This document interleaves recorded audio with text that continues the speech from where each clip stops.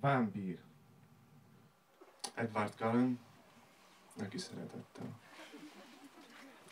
Láthatatlan vagyok, mégis engem látsz, a kinézel sötétedés után az ablakon. Engem látsz reggelenként az éjjel-nappaliban. Engem látsz hazafelé botorkálni hajnalonta, mindenütt ott vagyok, mert az éjszaka az enyém.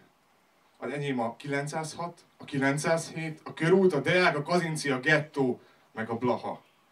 Láthatatlan vagyok, mégis engem látsz a volt tűzraktér környékén, bár azt már én sem tudom, hányadszorra sikerült bezáratnotok a sirályt. És én tudom, hogy a West-Balkán az nem a nyugati pályaudvar, sőt a Holdudvarról sem a Margit-szigeten beszpídezve Red Bullozó 19 éves kretének jutnak eszembe elsőre. Én tudom, hol volt a Kultiplex. Én még hazudtam az igazi Zöldpardonban egy 16 éves kiscsajnak, hogy a Gangsta Zoli az apám. És elhitte.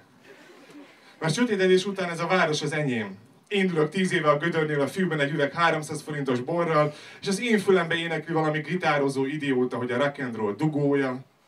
Én ülök bent a teraszon is, én iszom a felvízezett, túlárazott söröket, és én húgyozom ketté a bokrokat a tópartján, sőt, én tájrendeztem kacsaúztatóvá sok évi vizeléssel a régi buszmegállót. Láthatatlan vagyok, mégis rám építenek a dohánygyártók és rövidítal cégek kampányai, a sok kurva hostess, akiktől minden nyáron beszopom, hogy minden szép lesz, ha veszek 8 unikumot, ha érted, hogy mondom. És én tartom el a McDonald's-ot az oktogonon, sőt, az a sok 2 sajtburger elvitelre, viszont nem, még mindig nincsen smart kártyám.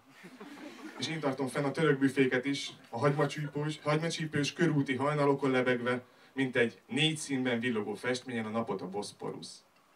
Az enyém, mert én fosztogatom az éjszakát, mióta az eszemet tudom, annyi telefonszámba szedtem már össze, hogy jó eséllyel anyádé is megvan.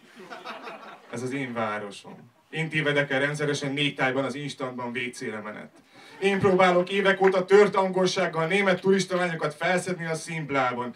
Én írtam fel a falra a Korvinteton a női WC-ben, hogy I love Színész Bob.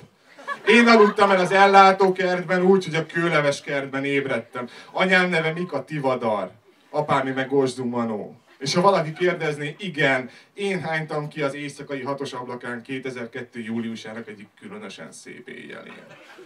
Mert én vagyok, akinek a jövőjével itt 20 éve szórakoznak, és én vagyok itt, ez nem érdekel, mert baszik a jövőre. Én vagyok a romkocsmák félhomályában merengő, állástalan, hogy is hívják.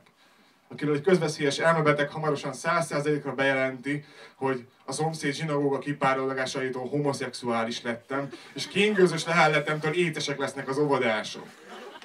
És ha tévednék, hát nem én tehetek róla, mert napról napra veszítem el az itt élő képességem. Azt mondom, ez az állam a lapítás ünnepe, meg azt, hogy tavaszi Moszkva vizet áraszt. Meg hogy ennek hosszú távon semmi jelentősége, mert ezek is eltakarodnak egyszer, hogy az előzőek is eltakarodtak szépen mind. Csak én maradok, mert sötétedés után ez a város az enyém. Az enyém volt, és mindig is az enyém lesz, mert én az éjszaka gyermeke vagyok, egy láthatatlan vámpír generáció. És én szívok minden utcasarkon, és könyöklök, és hallgatok.